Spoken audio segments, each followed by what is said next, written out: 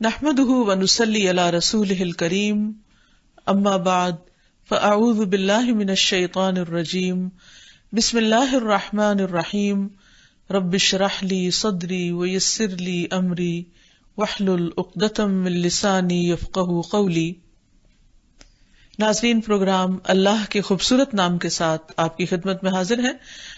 آج ہم انشاءاللہ اللہ سبحانہ وتعالی کے نام السید کے بارے میں بات کریں گے۔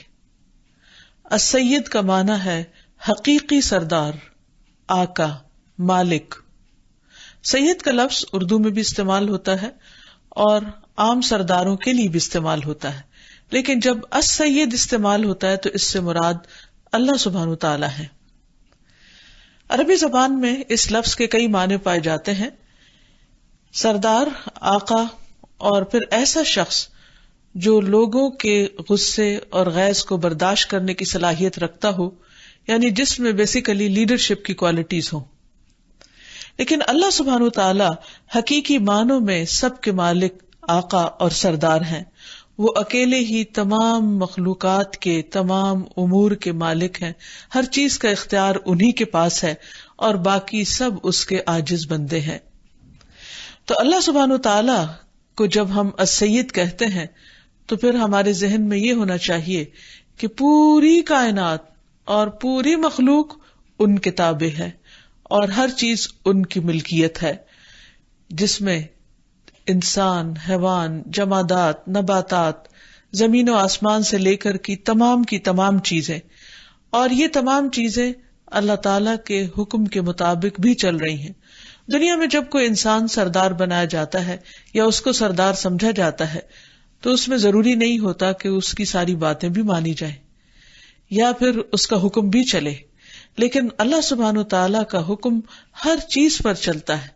اس کائنات میں ایک پتا بھی نہیں ہل سکتا اگر اللہ سبحانہ وتعالی کی مرضی نہ ہو۔ اسی لیے ہم دیکھتے ہیں کہ اسی کے حکم سے ہر چیز زندہ ہوتی ہے، جس کو زندگی ملتی ہے، اسی کے حکم سے موت آتی ہے، اسی کے حکم سے حرکت ہوتی ہے، اسی کے حکم سے سکون ہوتا ہے، اسی کے حکم سے ہر چیز رزق پاتی ہے، اور اگر وہ رزق نہ دینا چاہے اور کسی کو نقصان پہنچانا چاہے تو کوئی روک نہیں سکتا۔ تو گویا تمام کی تمام مخلوق پر اس کی سرداری قائم ہے۔ ابن القیم رحمہ اللہ کہتے ہیں کہ مخلوقات کا السید وہ ہے جو ان کے تمام معاملات کا مالک ہے اور جس کی طرف وہ لوٹ کر جائیں گے، یعنی تمام معاملات اسی طرف رجوع کرتے ہیں۔ وہ اس کے حکم پر عمل کرتے ہیں، اس کی بات کو لے کر نکلتے ہیں، اس کے حکم کو تسلیم کرتے ہیں۔ فرشتے، انسان، جن، سب کے سب اللہ تعالی کے محکوم ہیں اور آنکھ جھپکنے کے وقت تک بھی اس سے بے نیاز نہیں ہو سکتے، یعنی سب کی زندگی بھی اسی کے حکم سے قائم ہے۔ وہ تمام مخلوق کا رب ہے۔ سورۃ الجاثیہ میں اللہ تعالیٰ فرماتے ہیں فَلِلَّهِ الْحَمْدُ رَبِّ السَّمَاوَاتِ وَرَبِّ الْأَرْضِ رَبِّ الْعَالَمِينَ وَلَهُ الْكِبْرِيَاءُ فِي السَّمَاوَاتِ وَالْأَرْضِ وَهُوَ الْعَزِيزُ الْحَكِيمُ۔ پس اللہ ہی کے لیے ہے سب تعریف، جو آسمانوں کا رب اور زمین کا رب، تمام جہانوں کا رب ہے۔ آسمانوں اور زمین میں ساری کبریائی اور بڑائی اسی کے لیے ہے اور وہ بڑا غالب، بڑی حکمت والا ہے۔ اسی طرح سورۃ غافر میں اللہ تعالیٰ فرماتے ہیں اللہ الذی جعل لکم الارض قرارا والسماء بناء وصورکم فاحسن صورکم ورزقکم من الطیبات ذالکم اللہ ربکم فتبارک اللہ رب العالمین۔ اللہ ہی ہے جس نے تمہارے لیے زمین کو جائے قرار بنایا، آسمان کو چھت بنایا اور تمہاری صورتیں بنائیں تو نہایت عمدہ بنائیں اور تمہیں پاکیزہ چیزوں کا رزق دیا۔ یہ ہے تمہارا رب جو بڑا برکت والا اور تمام جہانوں کا رب ہے، یعنی وہ ایسا السید ہے کہ جس نے تمام چیزوں کو پیدا کرنے کے بعد ان کو قائم رکھنے کی بھی ذمہ داری لی ہوئی ہے۔ وہی ان کو رزق پہنچاتا ہے، وہی ان کی تمام ضروریات کا خیال رکھتا ہے۔ دنیا میں بعض اوقات لیڈرز برائے نام لیڈرز ہوتے ہیں اور وہ اپنے ماتحتوں کا خیال نہیں رکھتے، وہ ان سے زیادہ اپنے فائدے کے بارے میں سوچتے رہتے ہیں۔ اور اللہ سبحانہ وتعالی اپنی تمام مخلوق میں سے ایک ایک چھوٹی سے چھوٹی مخلوق کے بارے میں بھی ہر چیز اور ہر ضرورت کا خیال رکھتا ہے، اور پھر وہ ان سب کا مالک بھی ہے۔ سورۃ الفرقان میں آتا ہے تبارک الذی نزل الفرقان علی عبدہ لیکون للعالمین نذیرا الذی لہ ملک السماوات والارض ولم يتخذ ولدا ولم يكن له شریک فی الملک وخلق كل شیء فقدرہ تقدیرا۔ بہت بابرکت ہے وہ جس نے اپنے بندے پر فیصلہ کرنے والی کتاب اتاری کہ وہ تمام جہانوں کو خبردار کرنے والا ہو۔ وہ ذات کہ اسی کے لیے ہے آسمانوں اور زمین کی بادشاہت، اس نے نہ کوئی اولاد بنائی اور نہ کبھی بادشاہت میں کوئی اس کا شریک ہوا، اور اسی نے ہر چیز کو پیدا کیا، پھر اس کا اندازہ مقرر کیا، پورا اندازہ، یعنی اس نے ہر چیز کو بنا کر چھوڑ نہیں دیا بلکہ ان کی ضروریات کا اس انداز سے خیال رکھا کہ ہر چیز کو جس مقدار میں جس چیز کی ضرورت تھی اس کے لیے وہ فراہم بھی کی۔ پھر یہ کہ وہ ان کے تمام معاملات کو چلانے والا بھی ہے۔ اسی لیے سورۃ الشعراء میں اللہ تعالیٰ فرماتے ہیں حضرت ابراہیم علیہ السلام نے جب اپنے رب کو پکارا اور رب کی تعریف کی تو کہا کہ الذی خلقنی فہو یہدینی والذی هو یطعمنی ویسقینی واذا مرضت فہو یشفینی والذی یمیتنی ثم یحیینی۔ جس نے مجھے پیدا کیا وہی میری رہنمائی کرتا ہے، وہی مجھے کھلاتا اور پلاتا ہے، اور جب میں بیمار پڑتا ہوں تو وہی مجھے شفا دیتا ہے، وہی مجھے مارے گا پھر وہی مجھے زندہ کرے گا۔ گویا وہ ایسا حاکم، ایسا سردار اور ایسا رب ہے کہ جو بندوں کے تمام معاملات کا ذمہ دار ہے، اور ان کے تمام معاملات اسی کی طرف رجوع کرتے ہیں، اسی کی طرف لوٹتے ہیں، جیسے کہ سورۃ آل عمران میں بھی فرمایا وَلِلَّهِ مَا فِي السَّمَاوَاتِ وَمَا فِي الْأَرْضِ وَإِلَى اللَّهِ تُرْجَعُ الْأُمُورُ، اور اللہ ہی کے لیے ہے جو کچھ آسمانوں میں ہے اور جو زمین میں ہے، اور اللہ ہی کی طرف تمام معاملات لوٹائے جاتے ہیں، ساری کی ساری چیزیں اسی کی طرف پلٹتی ہیں، اور پھر آخر میں وہی ان سب کا حساب کرے گا۔ ایک اور جگہ بھی فرمایا لہو ملک السماوات والارض، اسی کے لیے ہے آسمان و زمین کی بادشاہت، ملکیت، وإلی اللہ ترجع الامور، اور اسی کی طرف لوٹائے جاتے ہیں سارے معاملات۔ نہ صرف یہ کہ انسانوں کے اور زمین پہ رہنے والی چیزوں کے تمام معاملات اللہ تعالیٰ کی طرف لوٹائے جاتے ہیں، بلکہ فرشتے بھی اپنے تمام معاملات اللہ تعالیٰ کی طرف لوٹاتے ہیں۔ وہ جس جس ڈیوٹی پر بھیجے جاتے ہیں وہ ڈیوٹی پوری کرنے کے بعد اپنی رپورٹ واپس اللہ تعالیٰ کے پاس لے کر جاتے ہیں۔ رسول اللہ صلی اللہ علیہ وسلم نے فرمایا اللہ تعالیٰ کے کچھ فرشتے ایسے ہیں جو زمین پر باری باری آتے ہیں، ان میں سے کچھ فرشتے رات کے ہیں اور کچھ دن کے ہیں۔ یہ فرشتے نماز فجر اور نماز عصر کے وقت اکٹھے ہوتے ہیں، اور جو فرشتے تمہارے درمیان رہ چکے ہوتے ہیں وہ آسمانوں پر چڑھ جاتے ہیں۔ اللہ تعالیٰ باوجود اس کے کہ ہر چیز جانتا ہے، وہ ان سے پوچھتا ہے کہ تم نے میرے بندوں کو کس حال میں چھوڑا؟ وہ کہتے ہیں کہ جس وقت ہم ان سے جدا ہوئے تب بھی وہ نماز پڑھ رہے تھے، اور جب ان کے پاس گئے تب بھی وہ نماز پڑھ رہے تھے۔ تو اس سے ایک تو ان دونوں نمازوں کی اہمیت کا بھی اندازہ ہوتا ہے کہ ان کی براہ راست رپورٹ پڑھنے والوں کی اور نہ پڑھنے والوں کی سب اللہ تعالیٰ کے پاس جاتی ہے۔ تو اس سے یہ پتہ چلتا ہے کہ اللہ تعالیٰ صرف پیدا ہی نہیں کرتا، صرف رزق ہی نہیں دیتا، بلکہ وہ بندوں کے تمام امور کی نگرانی بھی کرتا ہے، اور پھر باقاعدہ ان کی رپورٹ بھی لیتا ہے کہ وہ کر کیا رہے ہیں۔ دنیا کا کوئی بھی حاکم، کوئی بھی لیڈر اس درجے کا کہاں ہو سکتا ہے کہ وہ اپنی رعیت اور اپنے ماتحتوں کی ہر چیز کے بارے میں جانتا ہو، اور پھر ان کے بارے میں کنسرن بھی ہو،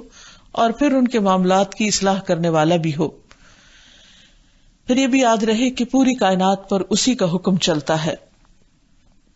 قرآن مجید میں اللہ تعالیٰ فرماتے ہیں ان ربکم اللہ الذی خلق السماوات والارض فی 6 ایام ثم استوى علی العرش یغشی اللیل النہار یطلبہ حثیثا والشمس والقمر والنجوم مسخرات بامرہ الا لہ الخلق والامر تبارک اللہ رب العالمین۔ بے شک تمہارا رب اللہ ہے جس نے آسمانوں اور زمین کو 6 دن میں پیدا کیا ہے، پھر وہ عرش پر بلند ہوا، رات کو دن پر اڑا دیتا ہے، یعنی جیسے ایک چادر چھا جاتی ہے، جو تیز چلتا ہوا اس کے پیچھے چلا آتا ہے، یعنی رات کے، اور سورج اور چاند اور ستارے پیدا کیے اس حال میں کہ اس کے حکم کے تابع ہیں۔ سن لو، پیدا کرنا اور حکم دینا اسی کا کام ہے، کیونکہ وہ السید ہے، بہت برکت والا، اللہ جو سارے جہانوں کا رب ہے۔ پھر یہ ہے کہ اسی کے اذن اور ارادے سے سارے کام ہوتے ہیں۔ قرآن مجید میں بارہا آتا ہے کہ اللہ تعالیٰ جو چاہتا ہے کرتا ہے، فعال لما یرید، یعنی وہ صاحب مختار ہے، اس کے پاس پورا پورا اختیار ہے۔ اس کے برعکس دنیا کے حکمران، ان کے پاس مکمل اختیار نہیں ہوتا، ان کی لمٹس ہوتی ہیں، انہیں لوگوں کے ریاکشن کا خوف بھی ہوتا ہے، لیکن اللہ سبحانہ تعالیٰ کو کسی کا کوئی خوف نہیں، وہ جس کے بارے میں جو چاہے فیصلہ کر سکتا ہے، اسے کوئی پوچھنے والا نہیں، اس سے کوئی بدلہ لینے والا نہیں، اسے کوئی نقصان پہنچانے والا نہیں۔ سورۃ البقرہ میں اللہ تعالیٰ فرماتے ہیں وَلَكِنَّ اللَّهَ يَفْعَلُ مَا يُرِيدُ، لیکن اللہ تو وہی کچھ کرتا ہے جو وہ چاہتا ہے۔ سورۃ ہود میں آیا ان ربک فعال لما یرید، بے شک تیرا رب کر گزرنے والا ہے جو بھی وہ چاہتا ہے، اور اس کا کرنا تو کلمہ کن سے ہو جاتا ہے۔ انما امرہ اذا اراد شیئا ان یقول له کن فیکون، کہ جب وہ کسی چیز کا ارادہ کرتا ہے تو اس سے کہتا ہے کہ ہو جا، اور وہ ہو جاتا ہے، اور اس کے لیے اس میں کچھ بھی مشکل نہیں۔ اسے کسی کام کو کرنے کے لیے کسی کی مدد بھی نہیں چاہیے، اسے کسی قسم کے وسائل بھی نہیں چاہیے، اسے کسی خاص موسم کا انتظار بھی نہیں کرنا، اسے کسی کی مدد بھی نہیں لینا۔ اس لیے حقیقی معنوں میں وہی السید، حقیقی سردار ہے کہ جو ہر چیز کے کرنے پر پوری پوری قدرت رکھتا ہے۔ پھر یہ بھی یاد رہے کہ مصیبت بھی جو آتی ہے اسی کے اذن سے آتی ہے۔ وہ آتی کیوں ہے؟ اس میں اس کی کوئی حکمت اور مصلحت ہوتی ہے جو ہم انسانوں کو عام طور پر معلوم نہیں ہوتی۔ قرآن پاک میں اللہ تعالیٰ فرماتے ہیں ما اصاب من مصیبت فبإذن اللہ ومن یؤمن باللہ یہد قلبہ واللہ بکل شیء علیم، جو مصیبت بھی آتی ہے وہ اللہ کے اذن سے آتی ہے، اور جو شخص اللہ پر ایمان لے آئے تو اللہ اس کے دل کو ہدایت بخش دیتا ہے، اور اللہ ہر چیز کو جاننے والا ہے۔ یعنی اللہ سبحانہ تعالیٰ نے چونکہ یہ دنیا امتحان کے لیے بنائی ہے، اس لیے یہاں انسان کو مختلف طریقوں سے آزمایا جاتا ہے، جیسے سورۃ البقرہ میں بھی آتا ہے وَلَنَبْلُوَنَّكُمْ بِشَيْءٍ مِّنَ الْخَوْفِ وَالْجُوعِ وَنَقْصٍ مِّنَ الْأَمْوَالِ وَالْأَنفُسِ وَالثَّمَرَاتِ، کہ ہم ضرور ضرور تم کو آزمائیں گے، خوف سے، جان و مال کی کمی سے، پھلوں کے نقصان سے۔ تو خوشخبری ہے، بشارت ہے صبر کرنے والوں کو،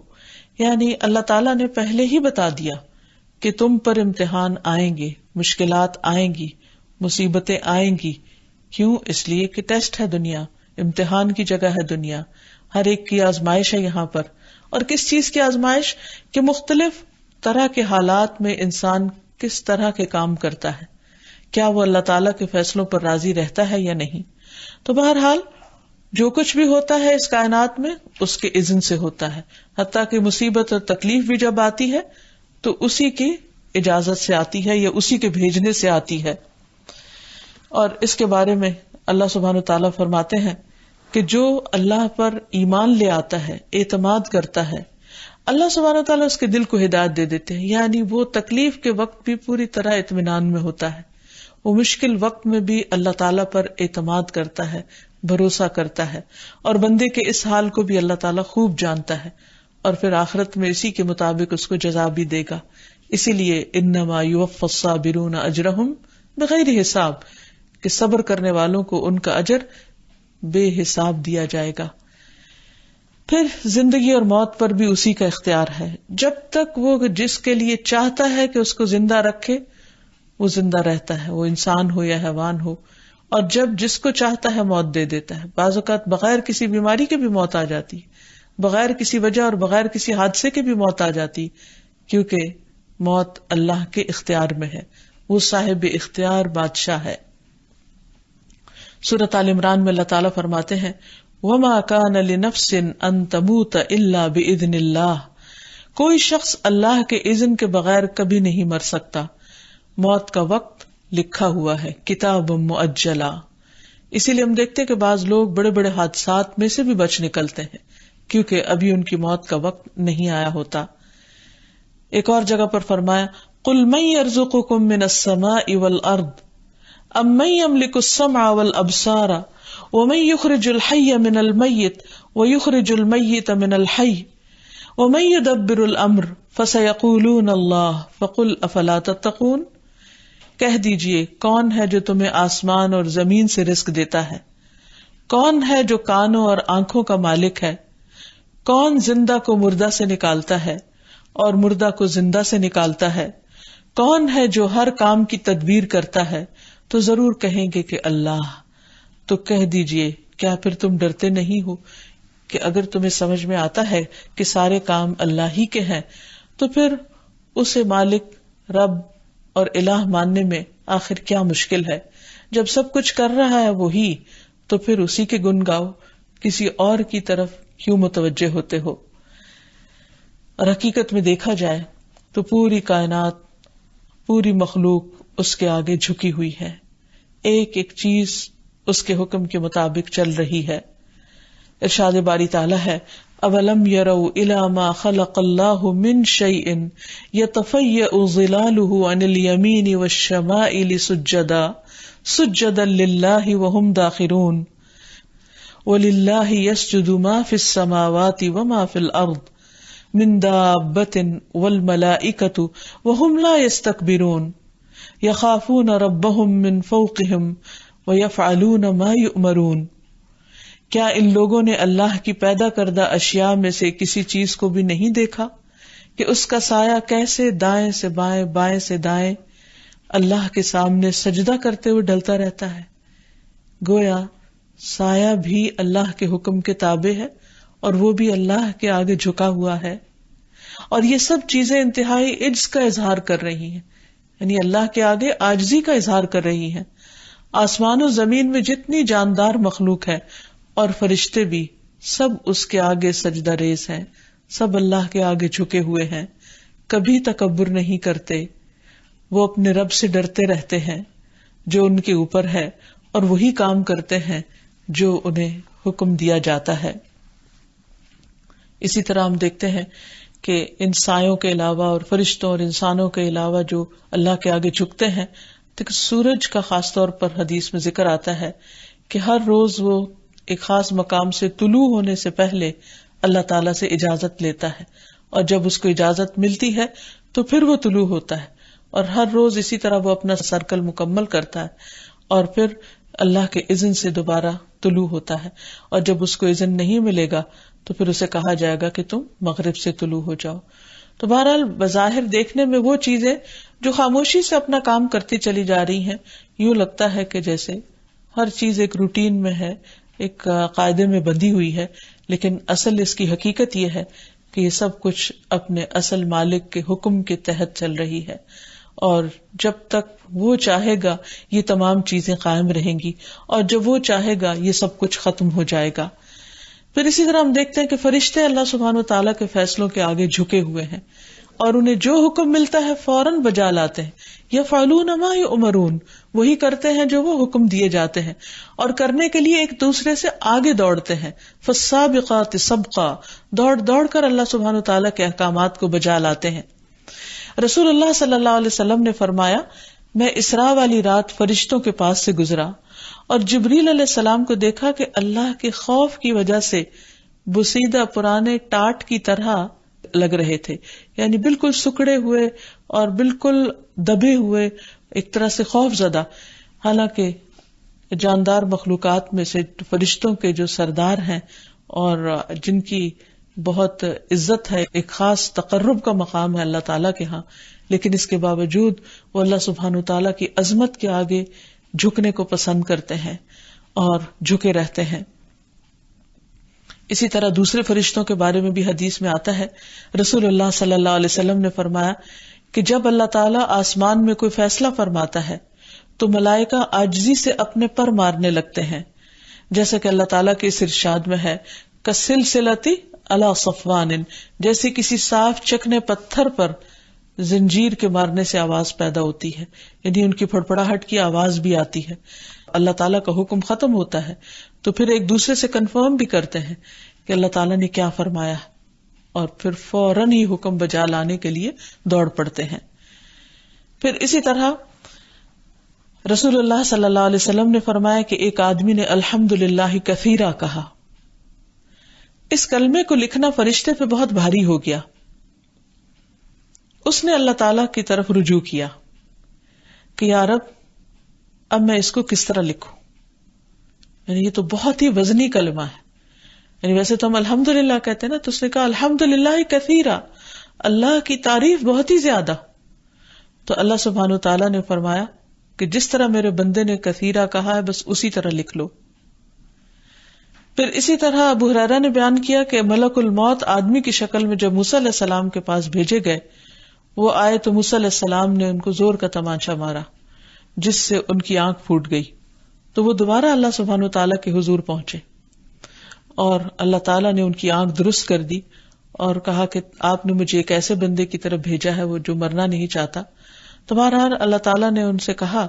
کہ وہ ان سے کہیں، یعنی موسیٰ علیہ السلام سے جا کر، کہ بیل کی پیٹھ پر اپنا ہاتھ رکھیں اور ہاتھ کے نیچے جتنے بھی بال آئیں گے ہر بال کے وزن کو 1 سال دیا جائے گا۔ تو اس کے بعد جب وہ دوبارہ آئے تو موسیٰ علیہ السلام نے کہا اس کے بعد کیا ہوگا، بتایا کہ پھر بھی مرنا ہوگا۔ تو اس پر انہوں نے اپنی جان اللہ کے سپرد کر دی۔ بہرحال اللہ سبحانہ تعالیٰ ایسا آقا ہے کہ جس کے آگے بڑی بڑی مخلوق دبی ہوئی ہے۔ اللہ سبحانہ تعالیٰ فرماتے ہیں اے میرے بندو تم سب گمراہ ہو سوائے اس کے جسے میں ہدایت دوں، بس تم مجھی سے ہدایت مانگو میں تمہیں ہدایت دوں گا۔ اے میرے بندو تم سب بھوکے ہو سوائے اس کے جسے میں کھلاؤں، تو تم مجھ سے کھانا مانگو میں تمہیں کھانا کھلاؤں گا۔ اے میرے بندو تم سب برہنہ ہو سوائے اس کے جسے میں لباس پہناؤں، تو تم مجھ سے لباس مانگو میں تمہیں لباس پہناؤں گا۔ حقیقت یہ ہے کہ سارے بندوں کی ضروریات پوری کرنے کے بعد بھی اللہ سبحانہ تعالیٰ کے خزانوں میں کمی نہیں ہوتی، جبکہ دنیا کے سردار اور دنیا کی بڑی بڑی حکومتیں اور بڑے بڑے انتظامات بھی بعض اوقات انسانوں کی ضرورت پوری کرنے سے عاجز ہیں، اور اس میں ہمیشہ بجٹ کی کمی اور وسائل کی کمی کا رویا جاتا ہے۔ پھر اسی طرح یہ ہے کہ اللہ سبحانہ تعالیٰ ایسا سردار ہے کہ جس کی سرداری میں کچھ کمی بھی نہیں آتی۔ دنیا میں آپ دیکھیے کہ ایک کے بعد ایک لیڈر بدلتا رہتا ہے، کبھی اس کی وجہ کوئی انقلاب ہوتا ہے اور کبھی اس کی وجہ کسی کی وفات ہوتی ہے یا کسی کا بڑھاپا ہوتا ہے یا کسی کی نااہلیت ہوتی ہے یا اس پر کوئی الزامات ہوتے ہیں، لیکن اللہ سبحانہ تعالیٰ کی سرداری میں کسی قسم کی کوئی کمی نہیں آتی۔ اللہ سبحانہ تعالیٰ فرماتے ہیں اے میرے بندو تم مجھے ہرگز نقصان نہیں پہنچا سکتے اور نہ ہی ہرگز مجھے نفع پہنچا سکتے ہو۔ اے میرے بندو اگر تم سب اولین و آخرین جن و انس اس آدمی کے دل کی طرح ہو جاؤ جو سب سے زیادہ تقوی والا ہو تو بھی تم میری سلطنت میں کچھ اضافہ نہیں کر سکتے۔ اور اے میرے بندو اگر تم سب اولین و آخرین اور جن و انس اس ایک آدمی کی طرح ہو جاؤ جو سب سے زیادہ بدکار ہے تو بھی تم میری سلطنت میں کچھ کمی نہیں کر سکتے۔ اے میرے بندو اگر تم سب اولین و آخرین جن و انس ایک صاف چٹیل میدان میں کھڑے ہو کر مجھ سے مانگنے لگو اور میں ہر انسان کو وہ سب کچھ عطا کر دوں جو وہ مجھ سے مانگتا ہے، تو بھی میرے خزانوں میں کمی نہیں ہوتی مگر جتنی سمندر میں سوئی ڈال کر نکالنے سے ہوتی ہے۔ یعنی اللہ سبحانہ تعالیٰ کی سرداری میں، اللہ تعالیٰ کی حکومت میں، اللہ تعالیٰ کی عظمت میں کوئی بھی چیز کمی نہیں کرتی۔ جب انسان کو اس بات کا یقین ہو جائے اور وہ حقیقی معنوں میں اپنا حقیقی آقا اور مالک اپنے رب کو سمجھنے لگے تو پھر اس کے مطابق اپنے طرز عمل کو بھی بدل لے۔ اس صورت میں جب ہمیں اللہ تعالیٰ کا یہ نام، یہ صفت سمجھ آ جائے تو پھر ہمیں کیا کرنا چاہیے؟ سب سے پہلی بات تو یہ کہ اپنے حقیقی آقا سے محبت کا اظہار کرنا چاہیے، اور اس کے آگے جھک جانا چاہیے، اس کی اطاعت کرنی چاہیے، کیونکہ بندے کے لیے یہ لازم ہے کہ وہ اللہ سبحانہ وتعالی کے لیے جھکا رہے۔ سب سے بڑھ کر محبت، جی ہاں، اللہ تعالیٰ قرآن پاک میں فرماتے ہیں والذین آمنوا اشد حبا للہ، وہ لوگ جو ایمان والے ہیں اللہ کی محبت میں سب سے زیادہ شدید ہیں۔ لوگ اپنے لیڈرز سے، اپنے آقاؤں سے محبت کرتے ہیں اور ان کے لیے ہر طرح کی قربانیاں کرتے ہیں، بعض اوقات ان کے لیے اپنی جانیں تک دے دیتے ہیں، لیکن اہل ایمان کے لیے کیا لازم ہے کہ وہ اپنے حقیقی آقا سے سب سے بڑھ کر محبت کرنے والے ہوں اور اپنا سب کچھ اس کی خاطر خوشی سے لگا دینے والے ہوں اور اس کے احکامات پر، اس کے آرڈرز پر سر تسلیم خم کرنے والے ہوں۔ نبی صلی اللہ علیہ وسلم نے فرمایا تم میں سے کوئی شخص اس وقت تک مومن نہیں ہو سکتا جب تک اسے اللہ اور اس کے رسول دوسروں سے سب سے زیادہ محبوب نہ ہو جائے، یعنی اس وقت تک ایمان ہی کامل نہیں جب تک اللہ اور اس کے رسول صلی اللہ علیہ وسلم انسان کو ہر چیز سے زیادہ پیارے نہ ہو جائیں۔ انس بن مالک کہتے ہیں کہ ایک شخص نے حضور صلی اللہ علیہ وسلم سے قیامت کے بارے میں پوچھا کہ کب آئے گی؟ آپ نے فرمایا کہ تم نے اس کے لیے کیا تیاری کی ہے؟ تو اس نے کہا کہ میں نے تیاری تو کچھ زیادہ نہیں کی، نہ ہی میرے پاس بہت عبادات ہیں، لیکن میں اللہ اور اس کے رسول سے محبت رکھتا ہوں۔ تو آپ صلی اللہ علیہ وسلم نے اس کو خوشخبری دی کہ المرء مع من احب، انسان اسی کے ساتھ ہوگا جس سے وہ محبت کرتا ہوگا۔ تو اگر کوئی شخص واقعی اللہ تعالیٰ سے محبت کرتا ہے اور اس کے رسول صلی اللہ علیہ وسلم سے محبت کرتا ہے جیسے دنیا کے لوگ اپنے دنیاوی لیڈرز سے محبت کرتے ہیں، تو حقیقت میں دنیا اور دنیا کے لیڈرز تو سب ختم ہونے والے ہیں، لیکن حقیقی آقا ہمیشہ کے لیے باقی رہنے والا ہے۔ تو جو اس سے محبت کرے گا وہ اس کو سزا نہیں دے گا، اس کے لیے پھر کامیابی ہی کامیابی ہے۔ پھر آپ دیکھیے کہ آقا تو ہوتا ہی اس لیے ہے کہ انسان اس کی بات مانے، اس کی فرما برداری کرے اور اس کی اطاعت کرے اور اس کی نافرمانی سے بچے، اس کی مخالفت سے بچے۔ تو اس لیے بہت ضروری ہے کہ انسان اللہ تعالیٰ کی فرما برداری کرے اور اس کی نافرمانی سے بچے، اور اس معاملے میں کسی اور کو وہ اہمیت نہ دے جو اللہ تعالیٰ کو دیتا ہے، کیونکہ واضح طور پر ہمیں بتا دیا گیا، نبی صلی اللہ علیہ وسلم کی ایک حدیث سے پتہ چلتا ہے کہ اللہ کی نافرمانی میں کسی مخلوق کی فرما برداری جائز نہیں، یعنی اللہ تعالیٰ کی بات ماننے کی جہاں بات آ جائے پھر دوسرا کوئی بھی اس کے مقابل نہ رہے۔ یہ نہیں کہ اللہ تعالیٰ کو ناراض کر کے، اللہ کی نافرمانی کر کے انسان دنیاوی لیڈرز کو اور بڑوں کو خوش کرتا رہے۔ پھر اسی طرح یہ ہے کہ اپنے رب کو ناراض کرنا جو ہے وہ پھر انسان کے لیے سب سے زیادہ تکلیف دہ ہو جائے۔ جہاں ایک طرف محبت کرنا ضروری ہے، اطاعت کرنا ضروری ہے، وہاں دوسری طرف اللہ تعالیٰ کی ناراضگی سے بچنا بھی نہایت ضروری ہے۔ رسول اللہ صلی اللہ علیہ وسلم نے فرمایا جس نے لوگوں کو ناراض کر کے اللہ کو راضی کر لیا، اللہ تعالیٰ اسے لوگوں سے کافی ہو جاتے ہیں، اور جس نے لوگوں کو راضی کرنے کے لیے اللہ کو ناراض کیا، اللہ تعالیٰ اسے لوگوں کے حوالے کر دیتے ہیں، پھر وہ ان کے ساتھ یعنی اس انسان کے ساتھ جیسے چاہیں کھیلیں، جیسا چاہے معاملہ کریں، پھر وہ اس کو ان کے بس میں ڈال دیتے ہیں۔ پھر اگر ہم حقیقی معنوں میں اللہ کو اپنا آقا مانتے ہیں تو پھر مشکلات میں بھی اسی کی طرف رجوع کرنا چاہیے،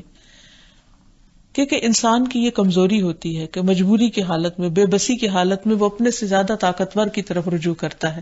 اس کی طرف لوٹتا ہے، اس کا سہارا لینا چاہتا ہے۔ تو اللہ کے سوا کون ایسا ہو سکتا ہے جو حقیقی معنوں میں سہارا دے سکے؟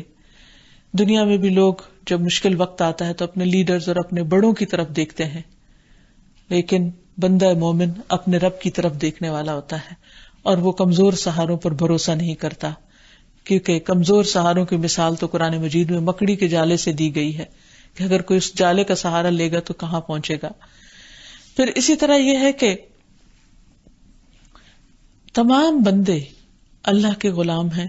اور غلام بن کر ہی قیامت کے دن آئیں گے، لہذا عقل مندی اس میں ہے کہ انسان دنیا میں ہی اللہ کا غلام اور فرما بردار بن جائے۔ قرآن مجید میں آتا ہے ان کل من فی السماوات والارض الا آتی الرحمن عبدا،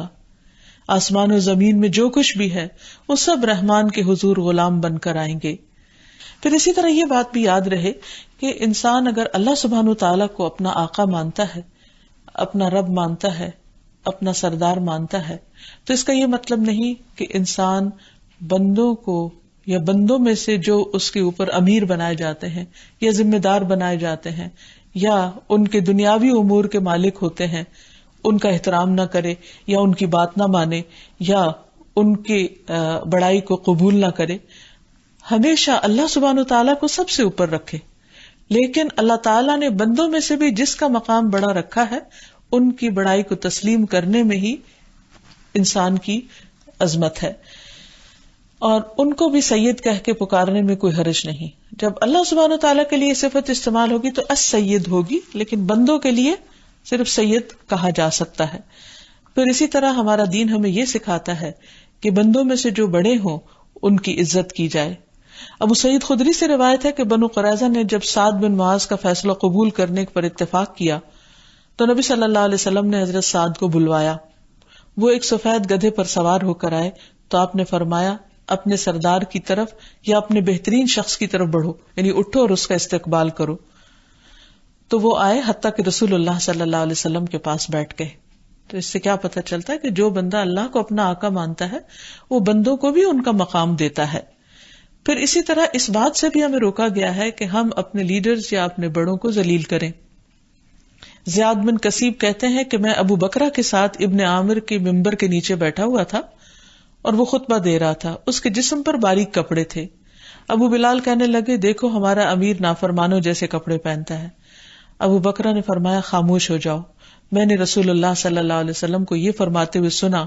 کہ جو شخص زمین میں اللہ کے حاکم کی توہین کرے گا اللہ اسے ذلیل کرے گا.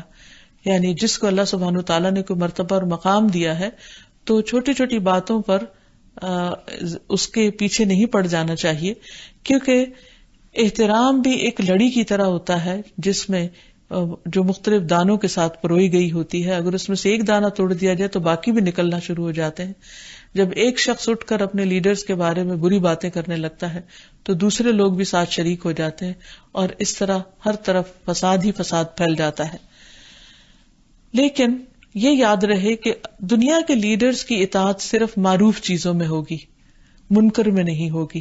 غلط باتوں میں نہیں ہوگی، اللہ تعالیٰ کی حرام کردہ اشیاء میں نہیں ہوگی. اور جہاں تک معروف کی اطاعت ہے تو اس کا خود قرآن مجید میں حکم دیا گیا ہے، یا ایھا الذین آمنوا اطیعوا اللہ و اطیعوا الرسول و اولی الامر منکم. اے ایمان والو اللہ کی اور اس کے رسول کی اطاعت کرو اور ان لوگوں کی جو تم میں سے صاحب امر ہوں، یعنی جنہیں دنیا میں کوئی عہدہ یا حکومت دی گئی ہے. اور پھر ان کی نافرمانی سے بچنے کا بھی حکم دیا گیا. نبی صلی اللہ علیہ وسلم نے فرمایا 3 لوگوں کے بارے میں نہ پوچھو، یعنی ان پہ کس قدر عذاب ہوگا. ان میں سے ایک وہ لونڈی یا غلام جو اپنے آقا سے بھاگ جائے. ایک اور حدیث کے مطابق اس شخص کی نماز ہی قبول نہیں ہوتی. پھر اسی طرح ہمارا دین ہمیں یہ بھی سکھاتا ہے کہ ہم اپنے لیڈرز کی خیر خواہی کریں، ان کے ساتھ آنیسٹی برتیں، ان کو دھوکہ نہ دیں. نبی صلی اللہ علیہ وسلم نے فرمایا کتنا اچھا ہے کسی کا وہ غلام جو اپنے رب کی عبادت تمام حسن اور خوبی کے ساتھ بجا لائے اور اپنے مالک کی بھی خیر خواہی کرتا رہے. اور پھر ایک اور روایت میں آتا ہے کہ غلام بندہ جب اللہ کا حق ادا کرے اور اپنے سید کا بھی کرے، یعنی اپنے آقا کا بھی کرے، تو اس کے لیے دگنا اجر ہے. اور اس میں کیا چیز شامل ہے؟ جیسے اس کے مال کی حفاظت، اس کی عزت و آبرو کی حفاظت. جہاں تک غلام کا تعلق ہے تو آج کے دور میں غلامی تو ختم ہو چکی ہے، لیکن جو بھی شخص کسی کے ماتحت کام کرتا ہو اس کے لیے بھی یہی حکم ہے کہ وہ جس چیز کا ذمہ دار بنایا جائے، مثلا گھر میں کام کاج کرنے والے لوگ یا کسی فیکٹری کے ملازم یا کہیں پر بھی جو کسی کے تحت کام کر رہے ہوں، ان کے لیے لازم ہے کہ وہ اپنے سے اوپر کے شخص کے ساتھ خیر خواہی برتیں اور جس چیز کی ان کو ذمہ داری دی گئی ہے اس ذمہ داری کو پورا پورا نبھائیں. قیامت کے دن جہاں ہر ایک کا حساب ہوگا، جیسے نبی صلی اللہ علیہ وسلم نے فرمایا کلکم راع و کلکم مسئول عن رعیتہ، کہ تم میں سے ہر شخص نگران ہے اور ہر شخص سے اس کی رعیت کے بارے میں پوچھا جائے گا کہ اس نے اس میں کیسا تصرف کیا. تو اس میں آتا ہے کہ غلام سے بھی پوچھا جائے گا کہ اس نے اپنے آقا کے مال میں کیا تصرف کیا، یعنی اس کو کہاں خرچ کیا، کس طرح استعمال کیا، اسے کیسے برتا. پھر اسی طرح ہمیں یہ بھی تلقین کی گئی ہے کہ کسی اور کو بھی اس کے آقا کے خلاف نہیں بھڑکانا چاہیے، یعنی بغاوت نہیں پیدا کرنی چاہیے. نبی صلی اللہ علیہ وسلم نے فرمایا جو شخص کسی عورت کو اس کے شوہر کے خلاف بھڑکائے یا غلام کو اس کے آقا کے خلاف بھڑکائے وہ ہم میں سے نہیں. یعنی ہمارا دین اس چیز کی تعلیم نہیں دیتا، کیونکہ اگر شوہر بیوی کے درمیان اختلاف ہوگا اور ایک گھر اجڑے گا تو اس سے بہت سی بربادی لازم آئے گی. اسی طرح اگر عوام اور حکمران کے درمیان آپس میں تعلقات درست نہیں تو اس سے بھی بدامنی پھیلے گی، فساد پھیلے گا. پھر اسی طرح بیوی کے لیے اس کے شوہر کو ایک آقا کا مقام بھی دیا گیا ہے، اس لیے عورت پر لازم ہے کہ وہ اپنے شوہر کی عزت کرے اور اس کا حق ادا کرے. نبی صلی اللہ علیہ وسلم نے فرمایا عورت اس وقت تک ایمان کی مٹھاس نہیں پا سکتی جب تک وہ اپنے شوہر کا حق ادا نہ کرے. لیکن ایک بات یاد رہے کہ نافرمانی میں اطاعت نہیں ہے. جب ہمیں اللہ سبحانہ وتعالیٰ کا یہ نام سمجھ میں آ جائے اور ہمارے دل میں اس کی عظمت پیدا ہو جائے تو پھر یہ ہماری دعاؤں کا بھی حصہ بننا چاہیے، کیونکہ ہمیں اپنی تمام تر حاجات میں اللہ تعالیٰ کی طرف رجوع کرنا چاہیے. اپنی بندگی کا اظہار کرنے کے لیے اپنے مالک کے آگے اپنی پیشانی جھکا دینی چاہیے، اور خصوصاً غم، دکھ اور پریشانی میں جب انسان کسی کا سہارا چاہتا ہو تو اپنے رب کو ہی اپنا سہارا سمجھے، اور اس کے لیے وہ دعا جو رنج و غم کے وقت پڑھی جاتی ہے، اللہم انی عبدک وابن عبدک وابن امتک ناصیتی بیدک ماض فی حکمک عدل فی قضاؤک اسألک بکل اسم هو لک سمیت به نفسک او علمتہ احدا من خلقک او انزلتہ فی کتابک او استأثرت به فی علم الغیب عندک ان تجعل القرآن العظیم ربیع قلبی ونور صدری وجلاء حزنی وذہاب ہمی. اے اللہ میں تیرا بندہ ہوں، تیرے بندے کا بیٹا اور تیری بندی کا بیٹا، میری پیشانی تیرے ہاتھ میں ہے، میری ذات پر تیرا ہی حکم چلتا ہے، میری ذات کے متعلق تیرا فیصلہ عدل و انصاف والا ہے. میں تجھے تیرے ہر اس نام کا واسطہ دے کر کہتا ہوں جو تو نے اپنے لیے خود تجویز کیا یا اپنی مخلوق میں سے کسی کو وہ نام سکھایا یا اسے اپنی کتاب میں نازل فرمایا یا اپنے پاس علم غیب میں اسے محفوظ رکھا، کہ تو قرآن کو میرے دل کی بہار، سینے کا نور، غم میں روشنی اور پریشانی کی دوری کا ذریعہ بنا دے. تو اللہ تعالیٰ اس شخص کا غم دور کر دیں گے اور اس کی جگہ کشادگی پیدا کر دیں گے. کسی نے پوچھا یا رسول اللہ کیا ہم اس دعا کو سیکھ نہ لیں؟ فرمایا کیوں نہیں، جو بھی اس دعا کو سنے اس کے لیے مناسب ہے کہ وہ اسے سیکھ لے. اسی طرح اگر انسان کو کسی دشمن کا خوف ہو اور پریشانی ہو تو اس وقت بھی وہ اللہ سبحانہ تعالیٰ ہی کی طرف رجوع کرے اور اسی کا سہارا تھامے اور یہ دعا پڑھے، اللہم رب السماوات السبع ورب العرش العظیم کلی جارا من فلان ابن فلان واحزابہ من خلائقک ان یفرط علی احد منہم او یطغى عز جارک وجل ثناؤک ولا الہ الا انت. اے اللہ، 7 آسمانوں کے رب اور عرش عظیم کے رب، تو میرے لیے پناہ بن جا فلاں بن فلاں اور اس کے گروہ کے مقابلے میں جو تیری مخلوق ہے، اور اس بات سے روک دے کہ ان میں سے کوئی ایک بھی مجھ پر زیادتی کرے یا وہ سرکشی کرے. تیری پناہ بہت مضبوط ہے، تیری تعریف بڑی شان والی ہے اور تیرے سوا کوئی معبود نہیں. تو اللہ تعالیٰ سے دعا ہے کہ اللہ تعالیٰ ہمیں اپنے اس نام کی صحیح معنوں میں پہچان اور معرفت دے اور اس کے مطابق ہمارا طرز عمل بدل دے اور ہم اپنے تمام معاملات میں، تمام مشکلات میں اسی کی طرف رجوع کرنے والے ہو جائیں. وآخر دعوانا ان الحمد للہ رب العالمین. السلام علیکم ورحمۃ اللہ وبرکاتہ.